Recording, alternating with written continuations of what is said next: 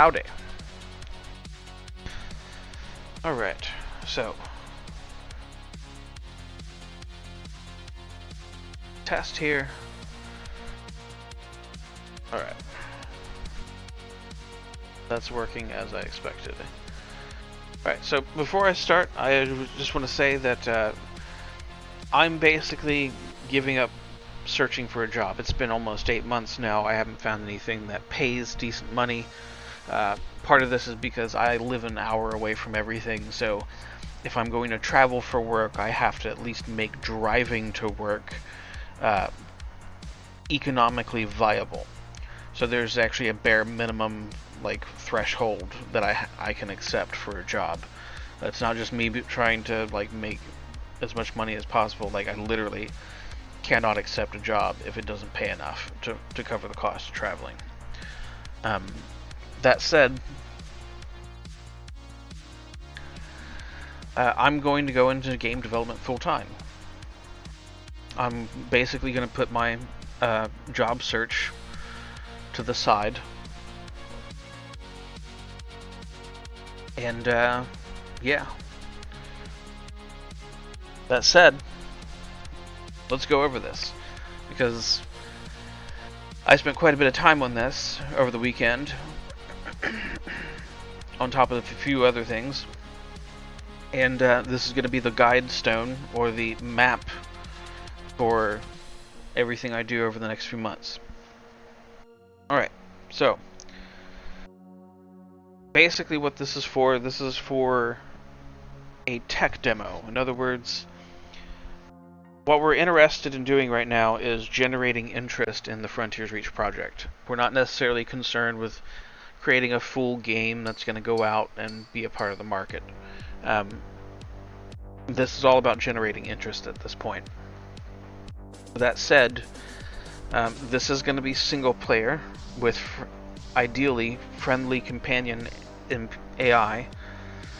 And then when we get ready to go into multiplayer, and start bringing in multiplayer after I've found a solution that I like, because the solution I have right now is one I'm okay with it if it's the only solution I can get, but if I can find another solution for multiplayer that doesn't require dedicated servers, I would much rather have that. So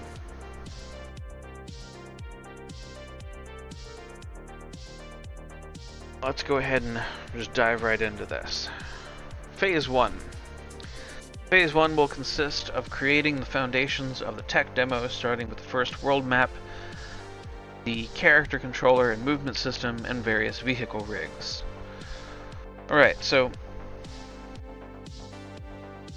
multi-biome sector map for the Moon Frontiers Reach, overworld biomes to include swamps, jungles, desert, underworld biomes to include caves and alien ruins. The overworld biomes, I have 2 primary biomes which have 2 sub-biomes. That's working. I'm trying to do what I can to expand that and inject greater diversity. I've reached out to the developers of a couple of the plugins I'm using to see if we can make some minor changes to help facilitate that, and I'm also looking at what I can do from a handcrafting standpoint. In other words, use the terrain generator to build the basic terrain, and then go through with hand sculpting tools and add things to the map and modify it in ways that help drive up or help increase the diversity of the biomes. The underworld maps, I don't have caves working, but I do have alien ruins. I need to make some changes to the artwork for that. So we'll see how that goes over the next few months. Full-featured character controller, walk, run, jump, jetpack jump, stamina, wounded. This is basically working. Basic inventory system is saving. I have an inventory system. It's not saving anything currently. picking up items and placing them down. The functionality is in place, I just don't have anything to actually pick up and place down. Respawning at checkpoints. The functionality is in place, just don't have any checkpoints in. Looting chests. Again, functionality is in place. There's just no chests to loot other than like 1 or 2 in the environment, and all they do is give you coins right now. Mountable creatures, this is functional. Mounts with cargo needs to be added. Shooting from mounts, that's functional. 2-player mounts. Again, this is going to be for your companion AI. So basically, what we're looking at here is basic mountable creatures. In other words, you hop on them, you can ride them around. The one that I have working right now, it's kind of jerry-rigged in that it doesn't have a gallop animation. So it's just basically playing the walk animation at like 2 to 3 times the speed to show off sprinting. Ground vehicle with art. I have a basic rig. I don't have any art yet. And the driver position is functioning, so you can get in it and drive around. And it is a physics-based vehicle rig akin to the old Halo driving, like the old Halo Warthog driving system. Fixed wing vehicle rig with art. I have a fighter that I've been working on. I don't have any of this portion in yet. I will probably bring over what I have from Frontiers Reach 1 and get that like integrated and functioning, but that's going to take time because that's like a it's a pretty complicated system. VTOL rig with art and ability to carry ground vehicles. None of this is implemented. This is going to be like the next big hurdle, but I need to get artwork for cargo craft. That includes exterior and interior, so that like when the loading ramp comes down, you can walk up into it and go to the various mounting points for pilot, co-pilot, turret, and passenger.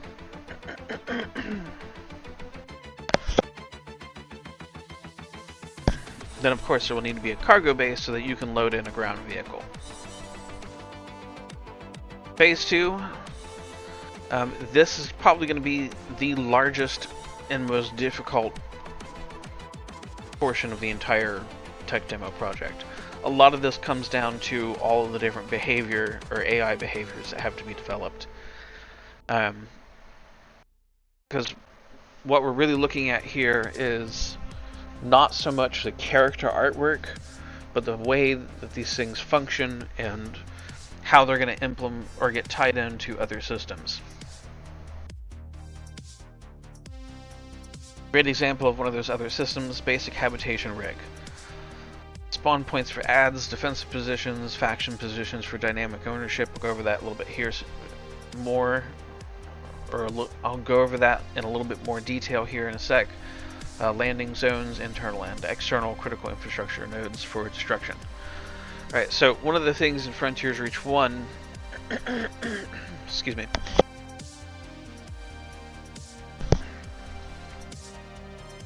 so one of the things that was critical in making Frontiers Reach 1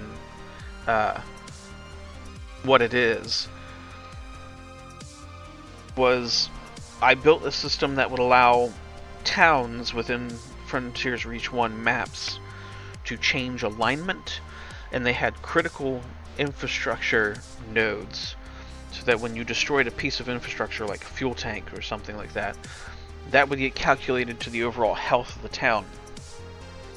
So towns wouldn't just change which side of the war that they would align with at the beginning of the map when it first loaded, but you could also destroy a town's critical infrastructure nodes and effectively kill the town. That's something I need to bring over here, and it's going to involve not just towns inhabited by humans, but outposts inhabited by aliens and nests inhabited by creatures. So it will be entirely possible that you can destroy a alien nest or a creature nest, and what ends up happening is the creatures stop spawning there, and the next time you load into the map, someone else, like a group of raiders, could move into that alien nest or that creature nest and take it over for themselves. Overworld points of interest. So, once the AI is set up and the habitation rigs are set up, this is where we start filling out points of interest on the world map. Specifically the overworld, because the underworld areas are all going to be kind of like their own thing. You'll basically go into those and they'll have their own sort of setup. So the focus right now is on the overworld points of interest. We probably won't get too deep into the underworld stuff for the tech demo, though there will be a couple places. But ideally we'll have 2 friendly towns, 1 opposing mercenary town, 3 raider outposts, 1 creature nest type, 3 ground creature nest types, and 1 winged creature nest type. Now I say type at the end of the creature nests here because that's just the types of, or the sort of the types that will be available to spread out throughout the map. The reality of the matter is there will more than likely be more than just 1 creature nest or 1 water creature nest, because I'm planning to have like a kind of like a whole like lake coastline somewhere on the map, so that you'll have like that lake coastline to explore, and you'll be able to go into the water and swim around if you want, but there will be multiple creature nests there. They just might be of the same type. 3 ground creature nests. Same thing here. There's going to be 3 different types, but they're going to be multiplied and scattered throughout. There might be a total of 9 in all. These creature nests, the way I'm thinking about this for the map is partly because we'll have to consider constraints on Unity's navigation system, but also from a gameplay standpoint, I want safe zones to be available. In other words, excuse me,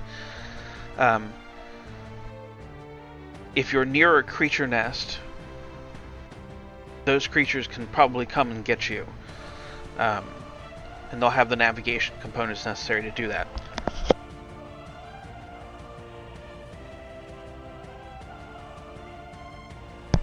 Sorry about that. But if you go outside of their territory, right, because I'm going to think about this in terms of territory.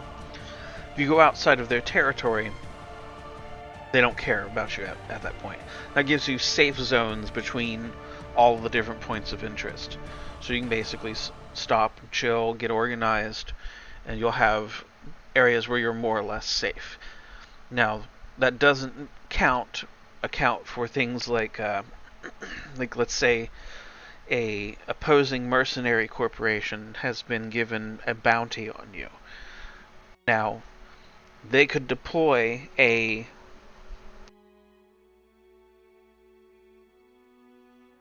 transport to drop off soldiers to your location if you've made them angry enough.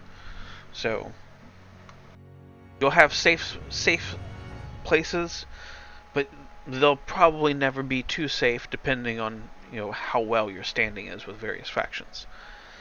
Alright. Phase 3. Speaking of factions and reputation. This is where the points of interest really start to come alive, and how you interact with all the different factions on the map starts to really come out. That's the best way I can think to put it. Basically, what we're aiming for here is to have it set up so that alignment is essentially dynamic. You could align with raiders and just be an absolute pirate, You could align with friendlies, with like the civilian outposts that are, or the scientific research outposts that are doing research into the catacombs. The idea is to create a dynamic environment where you can really just sort of do whatever you want, especially for the tech demo.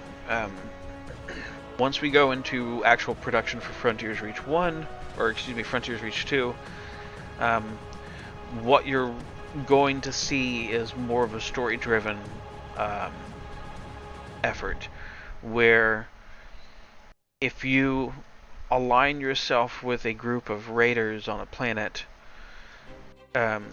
you will start to lose access to key story content because the people who would facilitate that are no longer friendly to you. So we're kind of shooting for the Morrowind days of RPGs here, but in a retro sci-fi environment. Next up is gear and weapons. Basically, we want to have lots of guns and armor for the players to pick up, and an RNG loot system that drops these weapons in their most basic form. So, just to give you an example, let's say we have a hand cannon that we call the Absolution, and this is a legendary hand cannon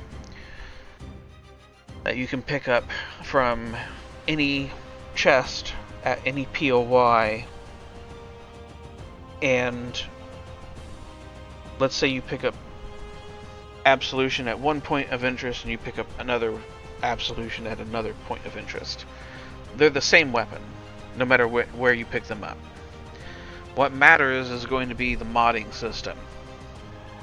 Rarity, of course, like legendary, epic, common, uncommon, that will definitely be a factor for various things. So, like, Absolution will only ever drop in legendary form, but then you might have a standard model that Absolution is based off of that drops in a common form. And the common form will definitely be less powerful than the legendary form. But where things will change and really start to get interesting is how you mod those things out. This includes alien mods, because there will eventually be alien technology that you can mod into your weapons. Now, this is the big one. This is the big one because it basically involves taking all of the management infrastructure, scenario management infrastructure that I built for Frontiers Reach 1 over the course of 4.5 years, and bringing it into Frontiers Reach 2 and setting it up so that we can run multiple scenarios on the same map. This is a big deal for a multitude of different reasons. One of the things that I really tested the heck out of in Frontiers Reach 1 was the scenario management infrastructure. From story missions, to the war map missions, to the Uncharted Worlds content, I really tried to put the scenario manager through its paces with Frontiers Reach 1 so that I could identify all the possible areas where I would need to basically implement functionality so that I would not be limited on the type of missions that the player could run on a single map. Of course, Frontiers Reach 1 has multiple maps. Of course, these maps are also very simple by comparison to what we're going to be working with in Frontiers Reach 2. So, I mean, this is going to be a pretty big step. I'm going to have to build a user interface where you can track the quests that you have active and which ones you want to focus on. And then, of course, hooking up mission givers and bounty givers, hooking up those NPCs with enough missions to keep things interesting for the tech demo purposes. Eventually, we'll get into procedurally generated quests or missions where if something happens in the map, this will generate a mission for you to run, or vice versa. And you'll have to get it done within that time frame, or within the time that you're down on planet, because if you leave, someone else might, take the job, and then it's not available for you anymore. So there's a lot of work to get done in order to make this happen. But before we can do that, we really need all of this other stuff. But anyways, a lot of work to be done, and like I said at the beginning of this video, I'm basically going to start working on this full time until I find work, and the job hunt is going to take basically a back seat for the time being. So with that said, I'm going to go ahead and kill it here, and if you get a chance, check out the Patreon, the Ko-Fi, whichever one you're most comfortable with. I'm currently only accepting $1 a month from people. I have basically my veterans disability benefits until I find paying work. But that's just barely enough to scrape by. I would really like to be able to hire on more people and make all of this go faster, and basically get to a point to where we can start filling this out, like filling out this tech demo and really making it something that people want to engage with, and then take everything here from the tech demo and put it into a much larger product that will expand over time. And if you're familiar with the release schedule and how Ark Survival Evolved released new maps as DLC, that's basically what we're aiming for. So, until next time, take care, and I'll see you in the stars.